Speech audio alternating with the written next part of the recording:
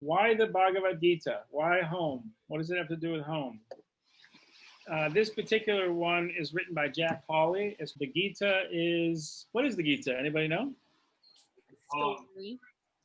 It's a poem, it's a story. What else is it? Poem from God to his friend man. It's a poem from God to his friend man. Pretty much. Ancient, but strangely close and familiar. So I'm on page Roman numeral 17 here. The Gita is an epic, mystical poem about life, death, love, and duty from the people who settled in the river valley in southern Asia. In the river valleys in southern Asia, and developed a sophisticated culture thousands, probably scores of thousands of years ago. It is a half-inch thick poem embedded in the middle of a 6-inch thick poem called the Mahabharata. There are 93 parts to the Mahabharata. This is just one. But this is considered the jewel of the Mahabharata. It's a literary masterpiece about the heights and depths of the human soul. So why are we talking about this in a yoga training?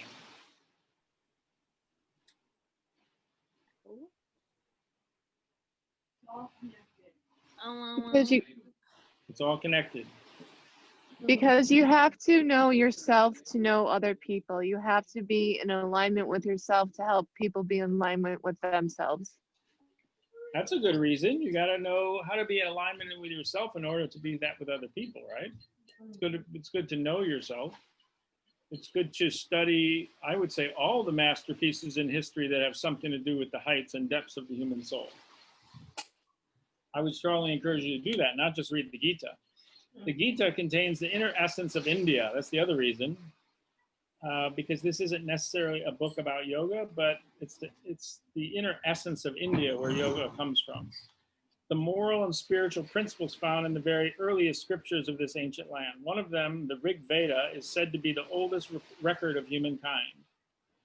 So we've talked briefly about the Upanishads and the Vedas. The Upanishads and the Vedas predated the Sutras, of which this is part of. And the Rig Veda is considered the oldest of that group. To read the Bhagavad Gita, therefore, is to reach countless epochs back in time, and yet, as I settled into these cobwebby teachings, they felt strangely close and familiar. So this is written by Jack Hawley, who did extensive research, read over 200 or 300, I think, different versions or different translations of the Gita. He's a Westerner that went to India, studied it, and then tried to write something that was accessible to the average Western person. That being said, most of the words well, actually all the words in the Gita itself are the words of Krishna and Arjuna in that story, in that poem. But just like in the sutras, you have a lot of commentary around it that maybe help us better understand it. It was as if some force could at long last take my hand and walk me down a not so quiet path to important and meaningful truths. This is Jack talking about his experience. As if I, this too worldly Western businessman living behind the fading whitewashed walls of an ashram in southern India, could now finally be let in on the most profound secrets of humankind. This ancient tome is not, as one might expect, about withdrawing from life to meditate in some far-off cave. It's more of a manual to clutch close, a friendly guide for living a more spiritual life today. So again, as we just said, you're going to help guide other people. It's certainly helpful for you to read these powerful words. A more purposeful and fulfilling life, even while staying fully active in the world, is the goal. The Gita is very much about how to remove sorrow and pain from life and thus achieve contentment and serenity, which is a wondrous goal. But even more than that, it's about the absolute highest prize, liberation, self-realization in this lifetime.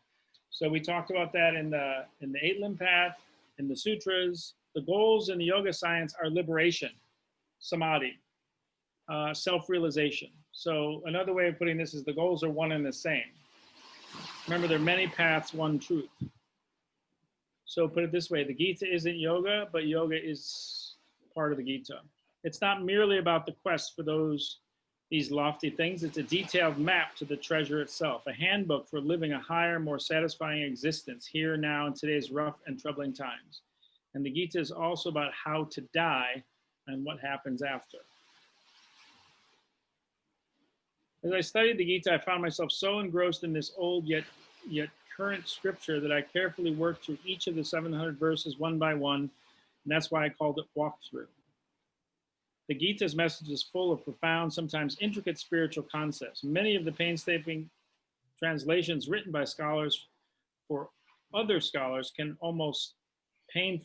be almost painfully thorough. And Sanskrit, the early language of the Gita, contains exact terms for spiritual and philosophical concepts that, when put into English, can sound too condensed, like one of those old pay-by-the-word telegrams.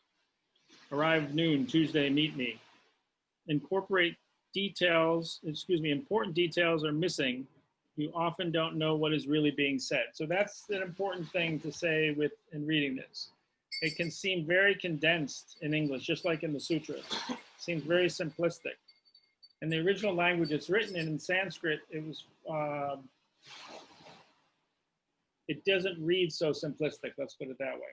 What's one of the reasons for that? What is Sanskrit compared to English? How is it? Much more complex of a language. It's far more complex of a language.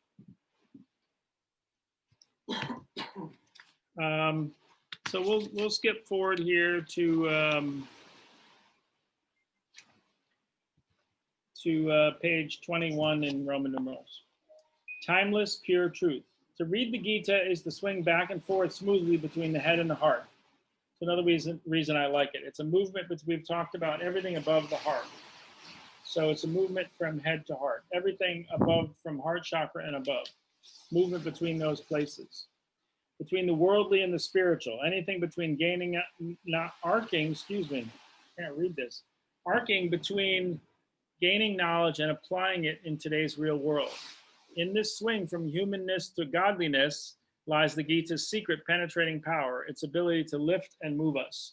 So it moves between humanness and godliness. If you see godliness in a human being, or you see divinity, or you see higher energy, where do you see it? You see it up here, or you feel it up here. So we'll read a little bit of the introduction, then we're just going to go through some of the passages. The year is 3141 BCE. Arjuna, an esteemed warrior prince at the height of his powers, the greatest man of action of his time, is readying to go into battle. So this is the story about these two people back in time. And then the truths about our existence are expounded or uncovered in this conversation, mainly by Krishna, who is the boyhood friend of Arjuna, who has not yet explained or revealed himself to be the Godhead. So it's a story. Basically, it's a metaphor for how to live. It is a righteous fight to regain a kingdom rightfully his. All his life he has been a courageous, successful achiever, renowned for powers in combat. But now, on the eve of the biggest clash of his career, an odd thing happens. His hands begin to shake. So this is Arjuna, who's the most powerful warrior of his time, who's now about to go into battle for the first time, and he's reluctant.